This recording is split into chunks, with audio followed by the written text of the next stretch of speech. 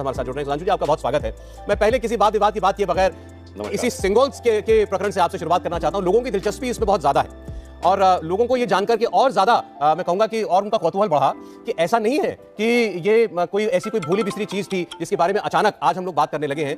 आजादी की रात को यही सिंगोल भारत के पहले प्रधानमंत्री जवाहरलाल नेहरू को सौंपा भी गया था, लेकिन उसके बाद ये एक म्यूजियम में भेज दिया गया जहां से अब इसको लाया जाएगा। तो आखिर इस सिंगोल का महत्व क्या है? देखिए सौरभ जी, ये जो सिंगोल है इसका जो वहां पर संदर्भ आया था वो तब आया था कि जब नेहरू जी के हाथ में सत्ता दी जा रही थी तो उस समय के वायसराय, बाद में गवर्नर जनरल रहे, माउंटबेटन ने कहा कि हमारे यहां की परंपरा और संस्कृति में कुछ प्रतीक हैं जो सत्ता हस्तांतरण के प्रतीक बनते हैं। चूंकि यह सत्ता हस्तांतरण वास्तविक हो रहा है, मतलब एक कोई भारतीयों से भारतीयों को नहीं हो रहा है, क्या आपके यहां क्या प्रतीक है?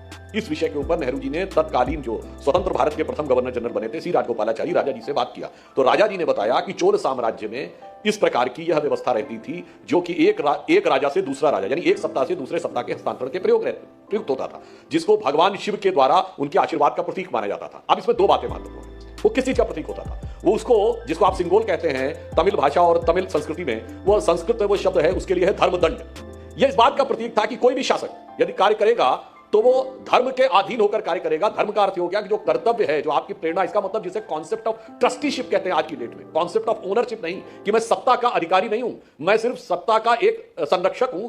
वास्तविक शासक कोई और है, हमारे माना जाता था। महाराणा प्रताप ये मानते थे कि भगवान एक लिंग उनके शासक है और वो सिर्फ प्रतिनिधि है। उसी प्रकार त्रावणकोर के महाराजा ये मानते थे कि पद्मनाभ स्वामी उनके राजा है, वो सिर्फ प्रतिनिधि है। तो ये प्रतीक था क्योंकि भारत की एक हम सिर्फ प्रतिनिधि हैं और दैवीय शक्ति और जनता की शक्ति का प्रतीक वह सिंगोल होता था, वह धर्मदंड होता था। हमारा अच्छा क्यों महत्वपूर्ण इसमें दो बातें कि हम भारत विश्व का सबसे प्राचीन राष्ट्र है और इसमें ये जो लिया गया, ये चोल साम्राज्य से लिया गया। चोल साम्राज्य विश्व के सबसे लंबे समय तक रहने वाले साम्राज्यों में से एक है। 3री शताब्दी ईसा पूर्व से लेकर 13वीं शताब्दी ईस्वी तक, यानी 1600 साल का इसका कालखंड है। 9वीं 10वीं शताब्दी में शिखर पर था। अब बताइए दुनिया में कितने ऐसे देश होंगे जिनके यहां उस परंपरा की चीज रखी हो जो 3री शताब्दी ईसा पूर्व की हो? अरे तमाम देशों का तो नक्शा ही नहीं था। तो पहला तो ये इसका प्रतीक था। दूसरा यह इस बात का भी प्रतीक था कि हम एक सनातन जीवंत राष्ट्र हैं जी। और तीसरा एक और आप महत्वपूर्ण बात देखिए, नेहरू जी मूलतः कश्मीरी थे।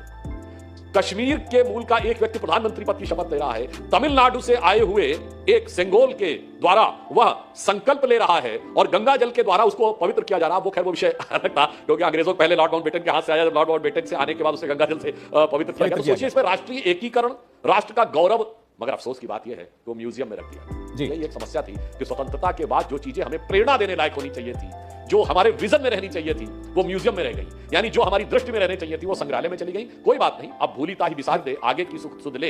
यही चीज एक्चुअली मैं सुधांशु जी, यही चीज आज लोगों के मन में है। मेरी बहुत से लोगों से बात हुई, वो उन्होंने यही बात पूछी कि भैया इतनी महत्वपूर्ण वस्तु, इतनी महत्वपूर्ण चीज, राजदंड कहिए, धर्मदंड कहिए, हमारे चोल साम्राज्य से जुड़ी हुई चीज है और इतनी महत्वपूर्ण चीज है कि भारत को आजादी मिल रही है अंग्रेजी साम्राज्य से और उस वक्त ढूंढ करके, और ये अंग्रेजी जो शासक थे माउंटबेटन, वो पूछ रहे हैं कि बताइए ये प्रतीकात्मक तौर पर आपको हस्तांतरण कैसे करें हम सत्ता का, कोई प्रतीक तो बने।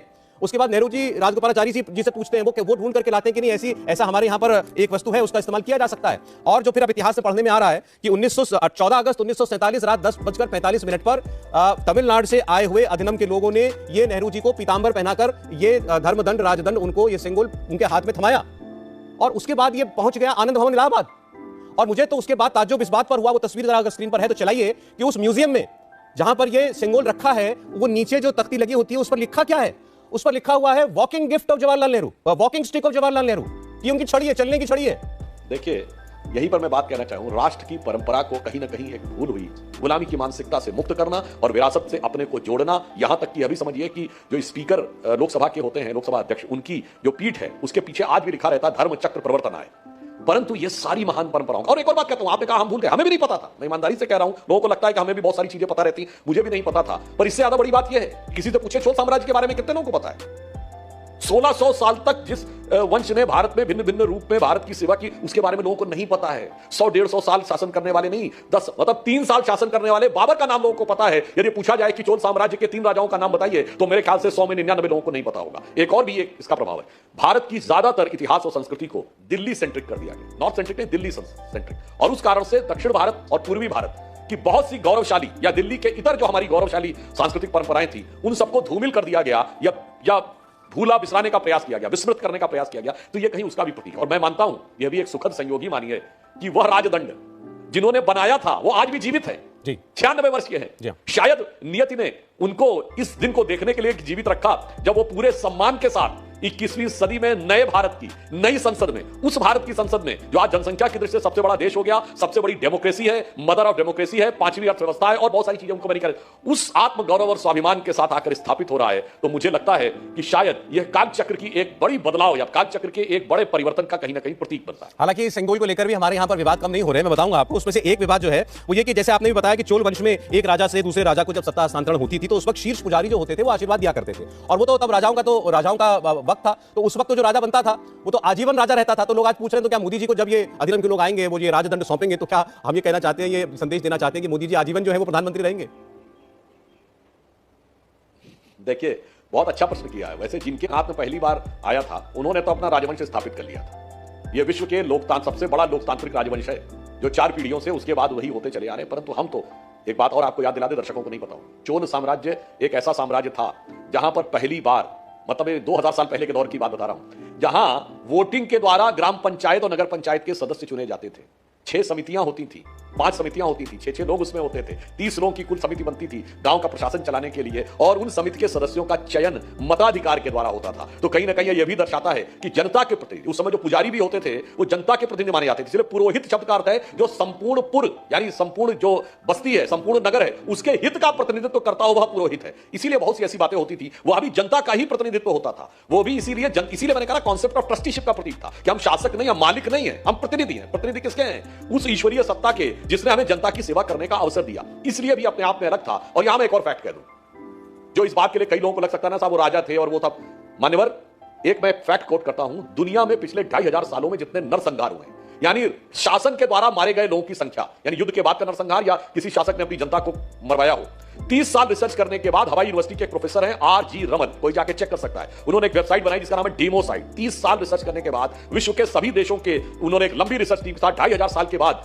यह अनुमान लगाया है कि 1 अरब 20 करोड़ लोग इन 2500 सालों में शासन के द्वारा मरवाए गए, उनकी हत्याएं, नरसंहार कराया गया। परंतु भारत उन्होंने कहा एकमात्र राज्य जहां 13वीं शताब्दी से पहले कोई बड़ा नरसंहार नहीं हुआ, एक कलिंग और एक 2 और उदाहरण छोड़ के, जिसमें कि वो भी युद्ध के कारण था और उसमें भी कुछ हजार यानी 1 लाख से कुछ हजार लोगों की मृत्यु मानी जाती है और उसमें भी हृदय परिवर्तन करने में भूमिका निभाई। अब 13वीं शताब्दी के बाद भारत में क्या हुआ था यह दर्शाता है कि विश्व में बर्बर साम्राज्य रहा होगा पर हमारे यहां एक सुसंस्कृत साम्राज्य था, जिसे मैं अटल जी की कविता की वो पंक्ति में पूछता हूं, इसीलिए सब समाप्त भी हो गए, हम आज जीवित भी हैं। जो अटल जी ने एक पंक्ति कही थी कि दुनिया का इतिहास पूछता, ग्रीस कहां, यूनान कहां है, घर घर में शुभ अग्नि जगाता वह उन्नत ईरान कहां है, दीप बुझे पश्चिमी जगत के, छाया जब बर्बर अंधियारा, तभी चीर कर तम की छाती चमका हिंदुस्तान हमारा। और मैं एक बिंदु और कह दूं, चोल साम्राज्य में आपको पता है बृहदेश्वर का मंदिर एक ऐसा मंदिर है जो तंजावुर में बनवाया गया चोल राजाओं के द्वारा, जो बगैर नींव का मंदिर है, जिसके ऊपर 80 टन का पत्थर रखा। आज तक ऐसी कोई टेक्नोलॉजी नहीं है जो 80 टन के पत्थर को इतना ऊपर ले जा सके, मगर वो भारत के विलक्षण इमारतों में नहीं दिखाया जाता था। कथित रूप से कुछ विदेशियों द्वारा बनाई गई इमारतों को भारत के प्रतिनिधित्व के रूप में दिखाया जाता था। इसलिए बहुत सारी चीजें अमृत काल में वास्तविकता में आ रही है, जिससे हर भारतीय को जानने का भी अधिकार है और गर्व करने का भी अधिकार। देखिए, ये जो सेंगोल शब्द है, आप तो इतने विद्वान व्यक्ति हैं, तमिल भाषा के सेम्मई शब्द से ये निकला। जो सेम्मई का अर्थ हमने जो ढूंढा उसका अर्थ होता है धर्म, सच्चाई और निष्ठा।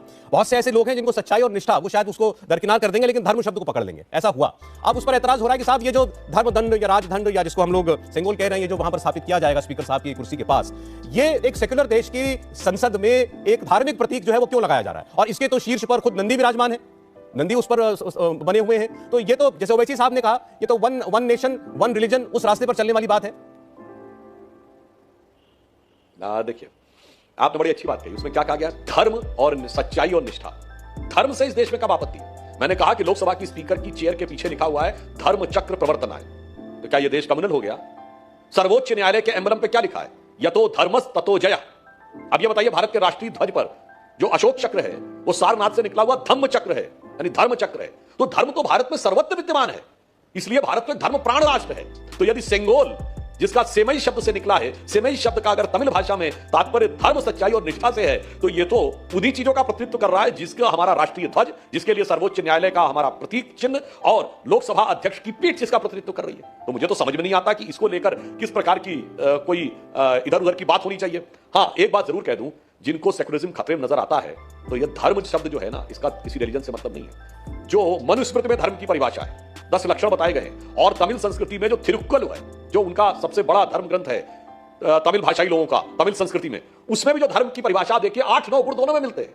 यहां 10 धर्म के लक्षण कर गए हैं, धृति, क्षमा, दमोस्तेयम, शौच, इंद्रिय निग्रह, धी, विद्या, सत्यम, अक्रोधो, दशकम धर्म लक्षण। इसमें कौन सा रिलीजन है भाई? अगर धैर्य रखना है, विद्या रखनी है, पवित्रता रखनी है, उदारता रखनी है, सत्य का पालन करना है, क्रोध नहीं करना है, इसमें कौन सा रिलीजन आ गया? अफसोस भारत की इस महान उदात्त संस्कृति में ये सारे श्रेष्ठ मूल्यों को कम्युनल कह के एक तरफ किनारे कर दिया गया, और इसलिए भारत की वास्तविक शक्ति उभर कर सामने नहीं आने पाई। नहीं, लेकिन दुख की बात यह है कि जो लोग संस्कृति को नष्ट करने का संकल्प लेते हैं उसे सेकुलर कहा गया, और संस्कृति की उदारता का प्रतीक जो चीजें थी उन्हें कम्युनल कह दिया गया। यह अपने आप में बहुत बड़ी विडंबना है। देखिए ओवैसी साहब को इस सेंगोल में संस्कृति तो नजर नहीं आई। हालांकि उन्होंने ये कहा कि मुझे मालूम है ये क्या है, क्योंकि मैंने बचपन में अमर चित्र कथा पढ़ी है, लेकिन उन्होंने कहा कि ये तो गदा है। उन्होंने उसको गदा कहा, और ये एक ऐसी गदा है जिसे कार्यपालिका से विधायिका को मारा जा रहा